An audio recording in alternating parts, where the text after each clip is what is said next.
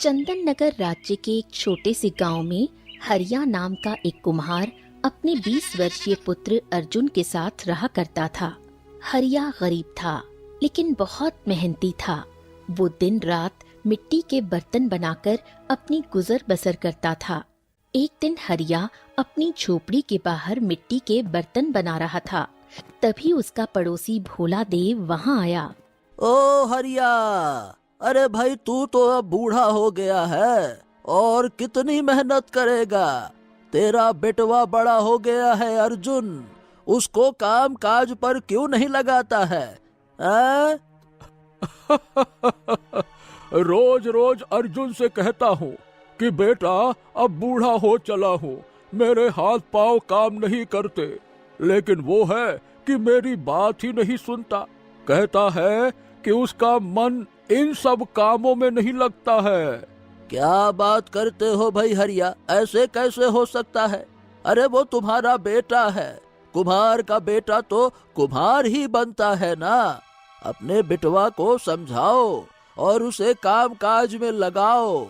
मुझे पूरा विश्वास है कि वो भी तुम्हारी तरह एक अच्छा कुम्हार बनेगा और हो सकता है कि तुमसे भी बेहतर कारीगरी उसके अंदर हो, वही कारीगरी जो तुम्हारी पत्नी के अंदर थी। भोला देव की बात सुनकर अचानक हरिया के हाथ रुक गए और उसकी आंखों में आंसू आ गए। देखो देखो, क्षमा करना हरिया, क्या करूं? जब भी तुम्हें काम करते हुए देखता हूँ तो तुम्हारी पत्नी की याद आ जाती है। अब न जाने वो कहाँ होगी, जीवित होगी या नहीं होगी। हाँ भोला चाचा, अगर जीवित होती तो अब तक वापस जरूर आ जाती। न जाने उसके साथ कौन सी घटना घटित हुई। जंगल में मिट्टी लेने के लिए गई थी और फिर कभी वापस नहीं आई। जंगल का कोना कोना छान मारा, लेकिन मुझे कहीं नहीं मिली, कहीं नहीं मिली। भोला देव कुछ देर रुककर वहाँ से चला गया और हरिया फिर से अपने काम में लग गया। शाम को हरिया काम खत्म करके चूल्हा जलाने ही वाला था कि तभी पड़ोस की गंगा ताई की पुत्री राधा वहाँ आ गई। ये क्या काका, आपसे कितनी बार कहा है कि जब तक अर्जुन की शादी नहीं हो जाती तब तक खाना मैं बना दिया करूँगी। आपको चूल्हा जलाने की कोई जरूरत नहीं। एक तो वैसे भी आप दिन भर मेहनत करके सारा दिन मिट्टी के बर्तन बनाते रहते हो और ऊपर से आप रात का खाना भी बनाओगे। हाँ, मैं जानता था जैसे ही मैं चूल्हे में लकड़ी डालूंगा राधा बिटिया आ जाएगी। राधा मुस्कुराने लगी और खाना बनाने में लग गई। कुछ देर बाद अर्जुन वहाँ आया। अर्जुन, अरे भाई आखिर कब तक गांव में आवारागर्दी करते रहोगे? कुछ काम धंधा करोगे कि ऐसे ही हाइस फाइस खाइस नहाइस हैं? पिताजी, मैं गांव में कोई आवारागर्दी नहीं करता, मेरा तो कोई मित्र भी नहीं है। सब जानता हूँ, लेकिन तुम सारा दिन जंगल की खाक छानते रहते हो। देखो अर्जुन, मैं तुम्हें समझा समझा कर थक गया हूँ और अब मैं बूढ़ा हो गया हूँ। अब मुझसे मेहनत नहीं होती है भाई। हाँ, आखिर तुम अपनी जिम्मेदारी कब संभालोगे? देखो बेटा, तुम कल से ही मेरे पास बैठकर ये कुम्हार का काम सीखोगे। कुछ ही दिनों में मैं तुम्हें बहुत सुंदर मिट्टी के खिलौने और बर्तन बनाना सिखा दूंगा। मुझे विश्वास है कि तुम बहुत अच्छी तरह से सीख जाओगे, क्योंकि तुम्हारे अंदर एक कुम्हार का खून बह रहा है। समझ रहे हो ना बेटा? पिताजी, आप फालतू की मेहनत करते रहते हैं। नहीं तो बेवजह मेहनत की मिट्टी में खुद को झोंकते रहते हैं। और ऐसा है पिताजी, जहां तक सवाल मिट्टी के खिलौनों और बर्तनों का है तो जमाना बदल गया है। क्या आपने कभी राजमहल के दीवानों को मिट्टी के बर्तनों का उपयोग करते हुए देखा है? अरे वो तो हमेशा तांबे, सोने, चांदी के बर्तनों में खाना खाते हैं। और मैंने तो ये भी सुना है पिताजी कि उनके मंदिर में दिए भी चांदी और पीतल के होते हैं। कोई मिट्टी के दिए इस्तेमाल नहीं करते वो लोग। हाँ, क्या कहूँ, तुमसे तो बात करना ही बेकार है। अब मैं तुमसे ज्यादा बहस नहीं करूंगा। मैं चाहता हूं कि तुम जल्द से जल्द काम सीख लो, ताकि मैं गांव की कोई अच्छी लड़की देखकर तुम्हारा विवाह कर सकूं। अब तुम बेटा जवान हो गए हो, तुम्हें अपनी जिम्मेदारियां संभाल लेनी चाहिए। समझ रहे हो ना? अर्जुन कुछ नहीं बोला और चुपचाप खाना खाने बैठ गया। ए राधा, हर बार की तरह तुमने इस बार भी बहुत स्वादिष्ट खाना बनाया है। मजा आ गया। तुम्हारे हाथ का खाना जब भी खाता हूँ ऐसा लगता है कि 2 रोटी और ज्यादा ही खा लूं। आहा, बहुत अच्छा खाना बनाया। राधा मुस्कुराने लगी, लेकिन कुछ नहीं बोली। कुछ देर बाद अर्जुन खाना खाकर सो गया। अगली सुबह अर्जुन सोकर उठा, तभी हरिया आ गया। ए अर्जुन, कहाँ भाई कहाँ? चलो, आज मैं तुम्हें बर्तन बनाना सिखाता हूँ, चलो। पिताजी, आप अच्छी तरह से जानते हैं कि मुझे इसमें कोई दिलचस्पी नहीं है। मैं जा रहा हूँ जंगल। इतना कहकर अर्जुन सीधा जंगल की ओर निकल गया। वो एक विशाल वृक्ष के नीचे जाकर बैठ गया और आराम करने लगा। इधर दूसरी ओर बेचारा हरिया अपनी झोपड़ी के बाहर फिर से मिट्टी के बर्तन बनाने में लग गया। तभी वहाँ पर अर्जुन का हमउम्र बलराम नाम का एक युवक आ पहुँचा। अरे काका, मुझे लगता है कि तुम ऐसे ही काम करते करते किसी दिन मर जाओगे, क्योंकि तुम्हारा पुत्र अर्जुन वो तो किसी काम के लायक है नहीं। जब देखो तब मूर्खों की तरह जंगल में अकेला बैठा रहता है। कभी आसमान को देखेगा, कभी पेड़ को देखेगा, कभी जमीन को देखेगा। क्या ही बोलूं। ए, चुप रहो बलराम। मेरे बेटे अर्जुन के बारे में कुछ मत बोलो। अभी उसका काम करने का मन नहीं है, लेकिन जिस दिन उसके दिमाग में काम करने की बात बैठ गई ना, उस दिन वो एक बहुत अच्छा कुम्हार बनेगा। देख लेना तुम। नहीं तो जरूर बनेगा हरिया काका, बिल्कुल बनेगा, लेकिन केवल तुम्हारे सपनों में।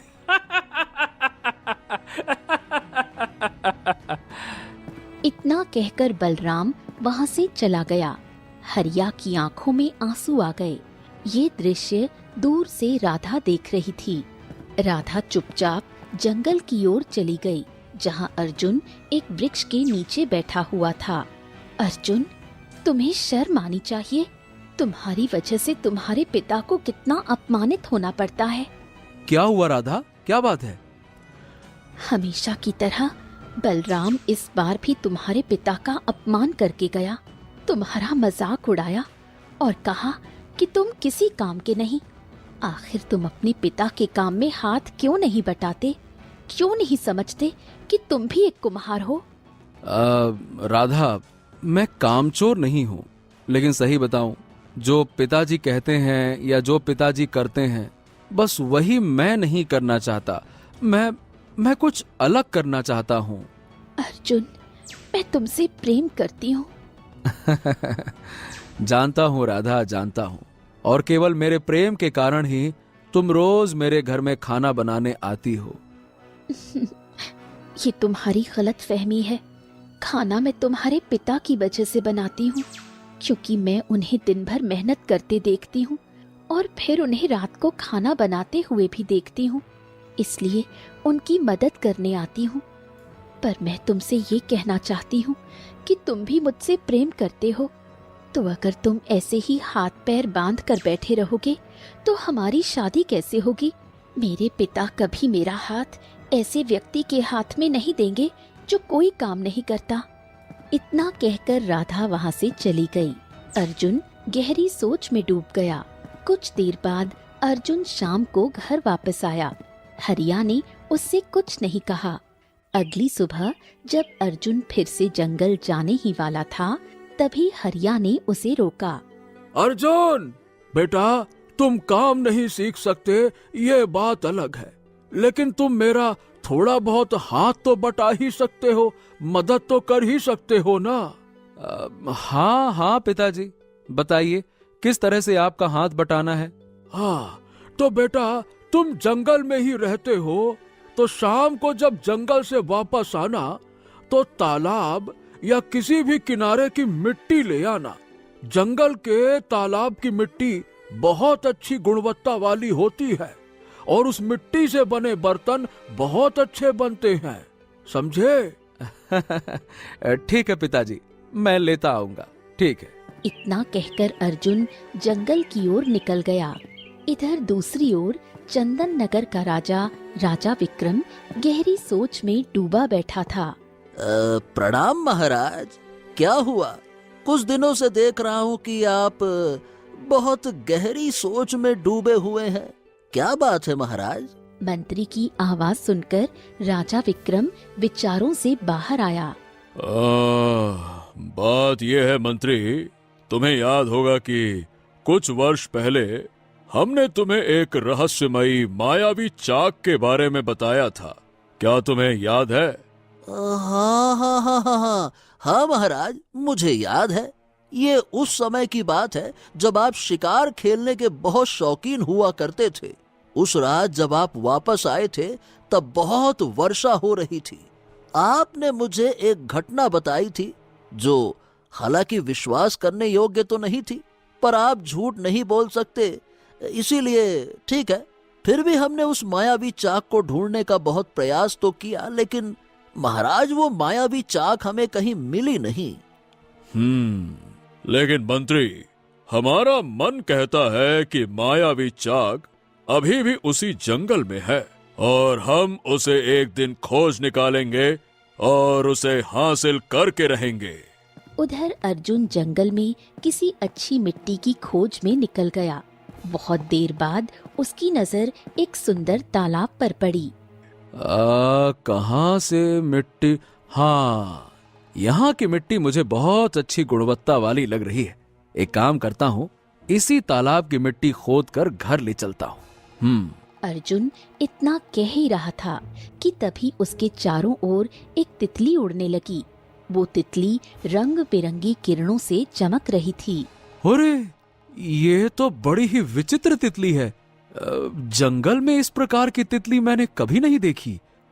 अगले ही पल वो तितली एक सुंदर स्त्री में परिवर्तित हो गई। अर्जुन स्तब्ध रह गया। हाँ, अरे बाप रे, कौन हो तुम? मैं तितलियों की रानी हूँ।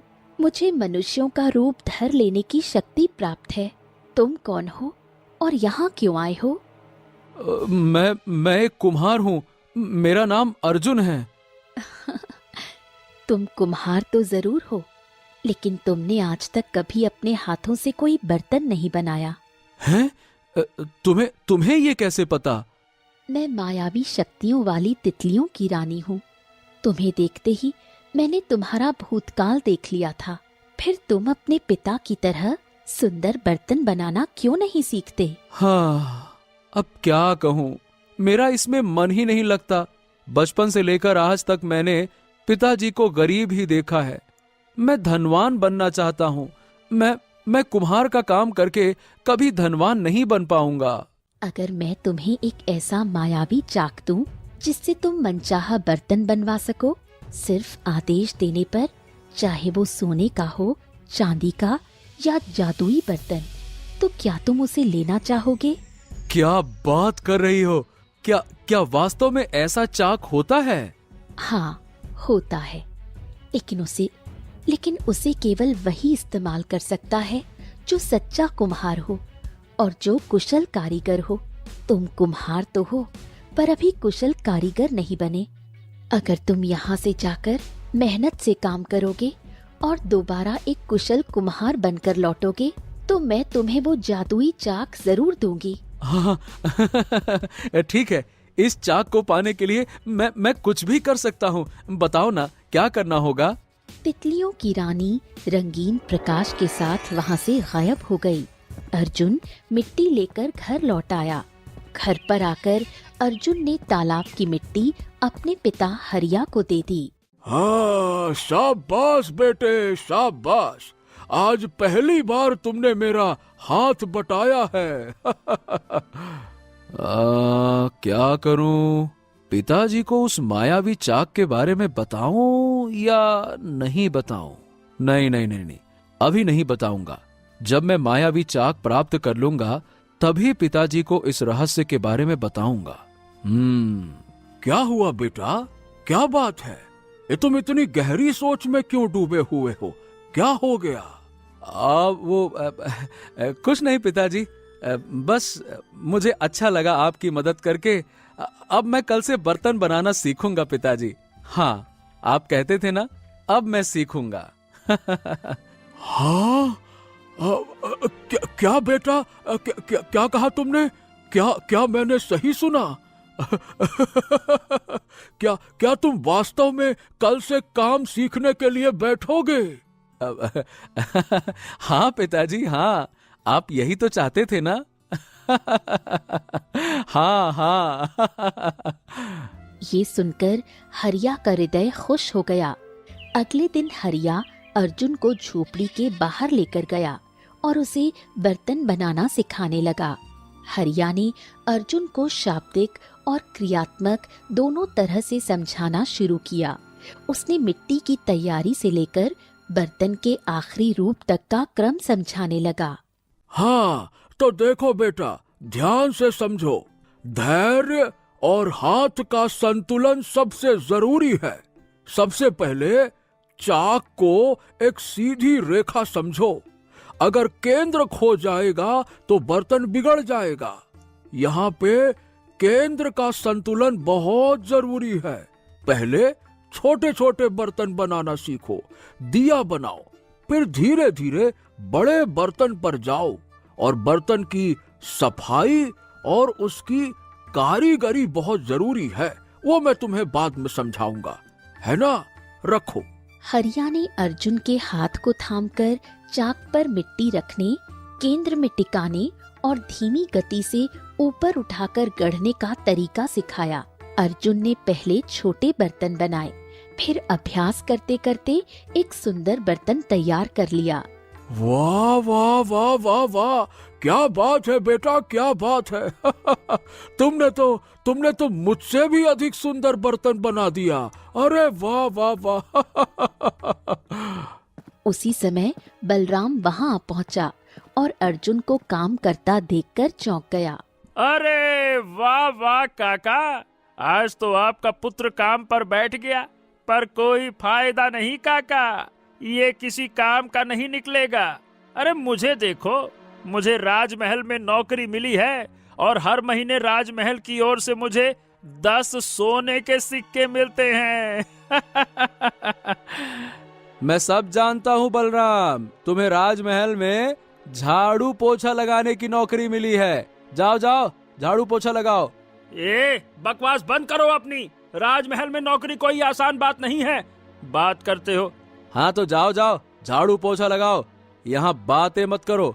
और आगे से अगर तुमने मेरे पिताजी का मजाक उड़ाने की कोशिश की ना, तो तुम्हें झाड़ू लगा के साफ कर दूंगा। हाँ, मुझसे बुरा कोई नहीं होगा, याद रखना। जाओ। बलराम क्रोधित होते हुए वहां से चला गया। उस दिन के बाद अर्जुन रोज मेहनत से बर्तन बनाना सीखने लगा। कुछ ही दिनों के अभ्यास के बाद अर्जुन एक कुशल कुम्हार बन गया। उसके हाथों में अब वही निपुणता आ गई जो हरिया में थी।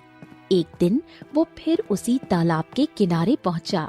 तभी तितली वहीं रंग बिरंगी किरणों के साथ प्रकट हो गई और मानव रूप में बदल गई। जब मैंने तुम्हें पहली बार देखा था, तब तुम्हारे चेहरे पर एक साधारण मानव की झलक थी, पर अब तुम्हारे हाथों को देखकर लग रहा है कि तुम एक कुशल कुम्हार बन गए हो। अब तो मुझे वो मायावी चाक के बारे में बताइए ना, जो आपने पहले बताया था। वो कहाँ है? हाँ, क्यों नहीं, सामने देखो, वहाँ एक खंडहर दिखाई दे रहा है। अर्जुन ने दूर से खंडहर देखा। तितलियों की रानी अर्जुन को खंडहर के अंदर ले गई। खंडहर के अंदर अर्जुन ने देखा वहाँ एक कंकाल पड़ा है। बाप रे, ये तो एक कंकाल है। हाँ, वो कंकाल है। वर्षों से एक औरत का कंकाल यहाँ पड़ा है। तुम्हें इसका अंतिम संस्कार करना होगा। याद रखना, तुम्हें इसका अंतिम संस्कार ऐसे करना है जैसे कि वो तुम्हारी सगी माँ हो। हाँ, पिताजी बताते थे कि वर्षों पहले मेरी माँ जंगल गई थी और फिर वापस ही नहीं आई। फिर तो तुम उस दुख और भावना को समझ सकते हो, इसलिए इस कार्य को पूरा करो। इस स्त्री का अंतिम संस्कार अपनी माँ समझकर करो। अर्जुन ने तितली की बताई विधि से उस स्त्री का अंतिम संस्कार बड़ी सावधानी और श्रद्धा के साथ किया। कुछ देर बाद तितलियों की रानी अर्जुन को खंडहर की एक घनी झाड़ियों की ओर ले गई। झाड़ियां हटाओ। अर्जुन ने झाड़ियां हटाईं और वहीं उसे सुनहरा चाक दिखाई दिया। ये वही मायावी चाक है। बस इस चाक को तुम जैसा आदेश दोगे, ये उसी प्रकार का बर्तन तुम्हारे सामने बना देगा। तुम इसका सही उपयोग करके बहुत धनवान बन सकते हो। पर याद रखना, धनवान बनने के बाद भी अपने अतीत को कभी मत भूलना। हमेशा गरीबों की मदद करते रहना और पुण्य कमाते रहना। कभी अपने अंदर अहंकार मत आने देना। हाँ ठीक है, मैं ऐसा ही करूँगा और मैं वादा करता हूँ। मायावी तितली रंगीन प्रकाश में पिघलकर वहाँ से गायब हो गई। अर्जुन मायावी चक्र को लेकर अपने घर पहुँचा। चाक को देखकर हरिया चौंक गया और आश्चर्य से उसकी ओर देखने लगा। वाह वाह वाह वाह वाह, ये तो बड़ा ही विचित्र चाक है बेटा। ये तुम्हें कहाँ मिला? अर्जुन ने पूरी घटना अपने पिता को बताई कि कैसे जंगल में उसे मायावी तितली मिली और उसने ये चाक दिया। ओ, अब समझा। ए बेटा जी, इसीलिए तुम इतनी मेहनत से बर्तन बनाना सीख रहे थे। चलो अच्छा हुआ, कम से कम इसी बहाने तुम एक कुशल कारीगर तो बन गए। लेकिन बेटा, अब इसका उपयोग करके तो देखो, क्या ये वास्तव में जादू करता है या फिर नहीं। करो, चलो। चाक, क्या तुम एक चांदी का घड़ा बना सकते हो?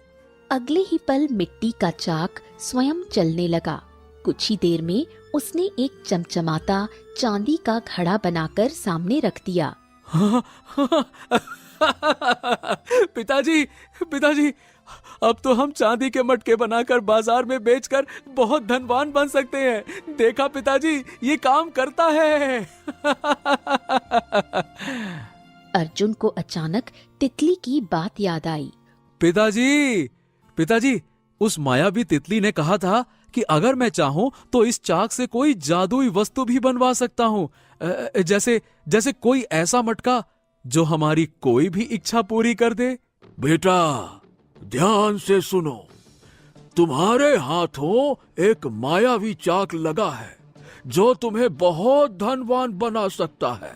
लेकिन बेटा, अगर तुम ऐसी वस्तु बनवाओगे जो इच्छाएं पूरी करे, तो तुम्हारे मन में अहंकार आ जाएगा और तुम मेहनत करना भूल जाओगे। और याद रखो बेटा, मनुष्य की इच्छाओं का कोई अंत नहीं होता। इस चाक का उपयोग अभी सिर्फ चांदी के मटके बनाने में ही करो। उन्हें बेचो, धनवान बनो और गरीबों की सहायता करो। भगवान न करे, अगर कभी गांव में सूखा पड़े, तब इस चाक से ऐसा मटका बनवाना जिससे ढेर सारा अनाज आ जाए। तभी मन को सच्ची शांति मिलेगी। दूसरों की सेवा में ही सच्चा सुख और सच्ची शांति मिलती है।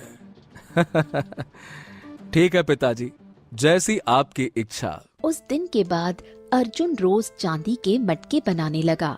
धीरे धीरे समय बदला। अर्जुन अपने गांव का सबसे धनवान कुम्हार बन गया। अब उसकी टूटी फूटी झोपड़ी की जगह एक शानदार हवेली खड़ी हो गई। पिताजी, पिताजी, मैं राधा से प्रेम करता हूँ और राधा भी मुझसे प्रेम करती है। पिताजी, मैं उससे विवाह करना चाहता हूँ। अरे वाह वाह वाह वाह वाह, ये तो बहुत बड़ी खुशखबरी दी तुमने। बेटा, राधा जैसी लड़की को अपने घर की बहू बनाना, ये तो हमारे लिए बहुत बड़ी सौभाग्य की बात है। कुछ ही दिनों में अर्जुन और राधा का विवाह धूमधाम से संपन्न हुआ और दोनों खुशी खुशी अपना जीवन बिताने लगे। उधर बलराम, जो अर्जुन से अत्यंत ईर्ष्या करता था, गहरी सोच में डूब गया। मुझे तो ये समझ में नहीं आता कि आखिर अर्जुन की किस्मत इतनी जल्दी बदल कैसे गई। कुछ दिनों पहले तो जंगल में आवारा घूमा करता था और अब गांव का सबसे धनवान आदमी बन गया। जरूर उसके पास कोई रहस्य है, मुझे उस पर नजर रखनी होगी।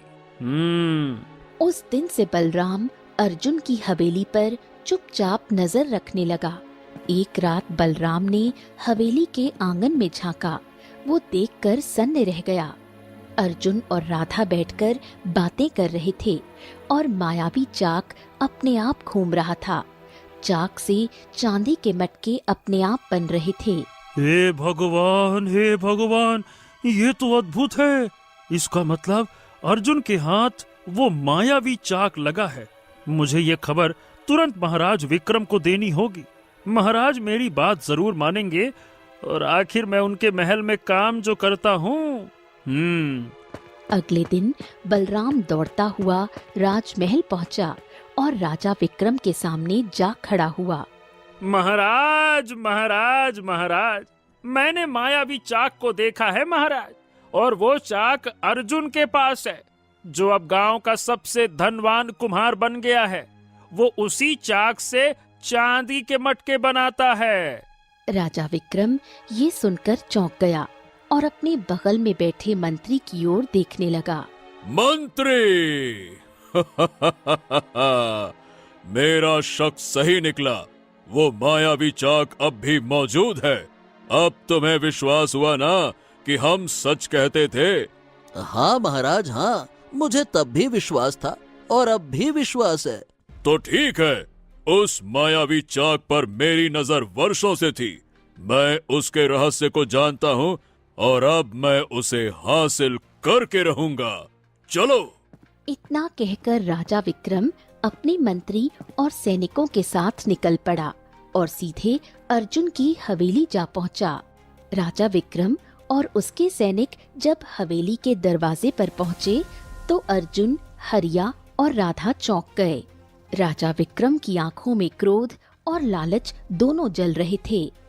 मुझे पता है अर्जुन कि तुम्हारे पास वो मायावी चाक है। लाओ, अब चुपचाप उस मायावी चाक को हमें दे दो। लाओ। ये झूठ है महाराज, सरासर झूठ है। मेरे पास कोई मायावी चाक नहीं है। इतने में वहाँ बलराम आया। झूठ तो तुम बोल रहे हो। मैंने कल अपनी आंखों से देखा है। तेरे पास वही मायावी चाक था जिससे चांदी के मटके बन रहे थे। अब छिपाने का कोई फायदा नहीं है अर्जुन। यही तेरे धनवान बनने का रहस्य था। चुपचाप वो जादुई चाक महाराज को सौंप दे। चुप रहो बलराम, बिल्कुल चुप। फालतू की बात मत करो।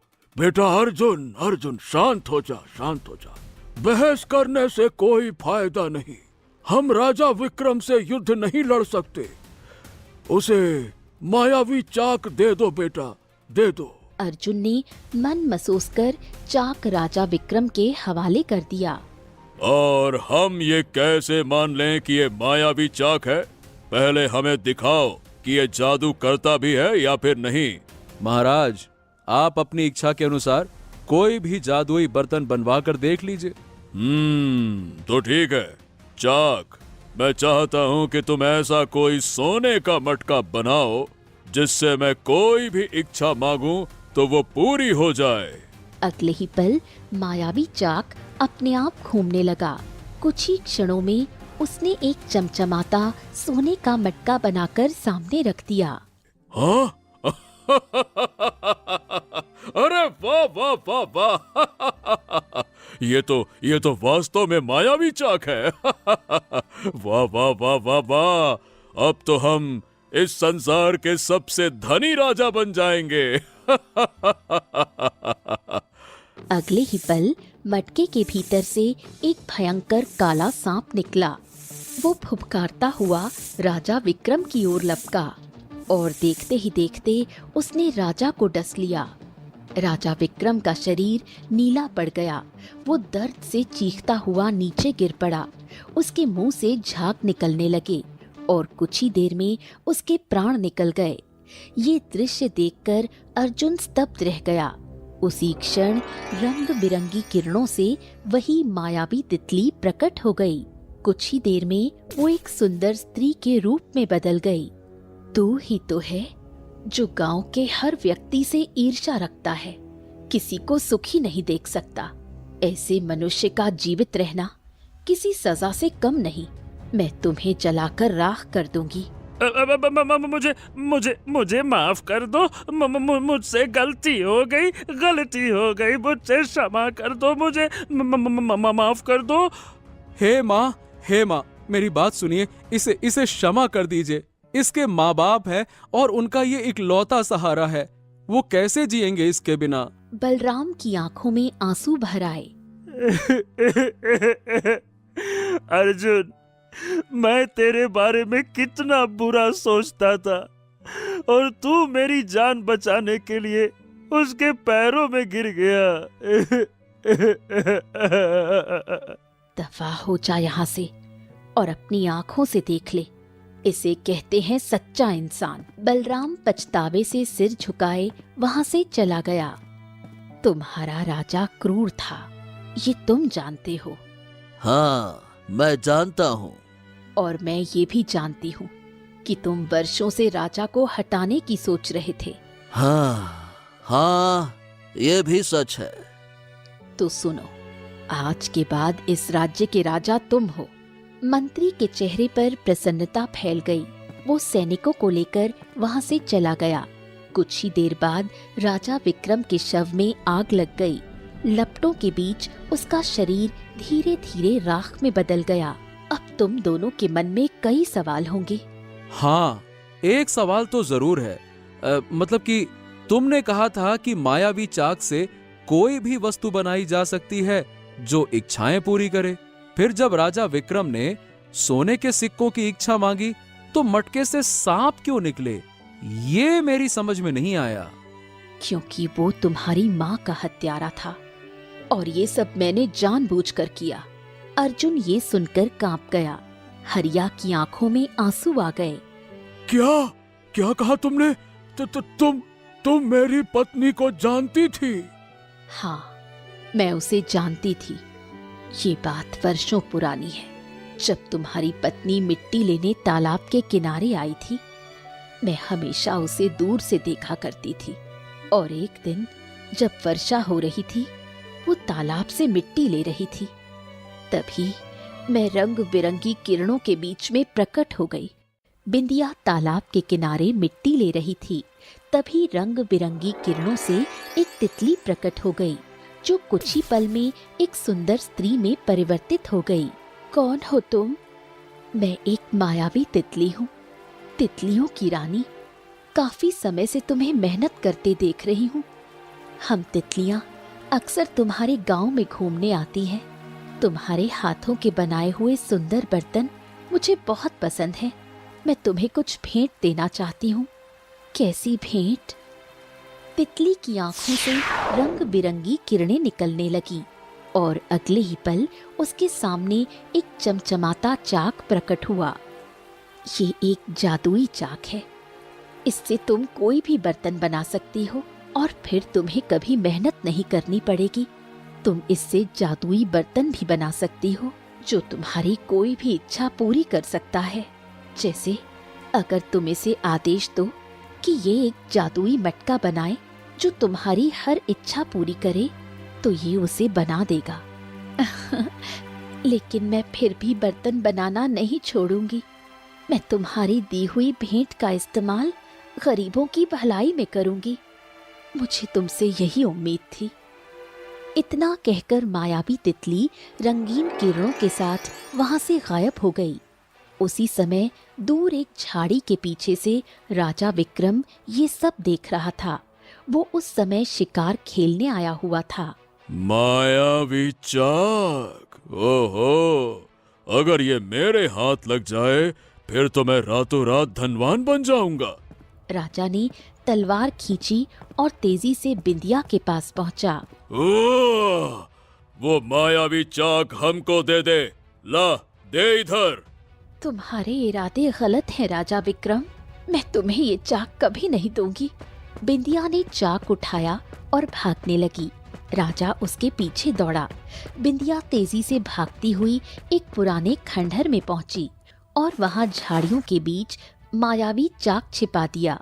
वो बाहर निकल ही रही थी कि राजा विक्रम तलवार लेकर सामने आ गया। बताओ कहाँ है वो चाक, बताओ कहाँ है वो चाक। मैं नहीं बताऊंगी।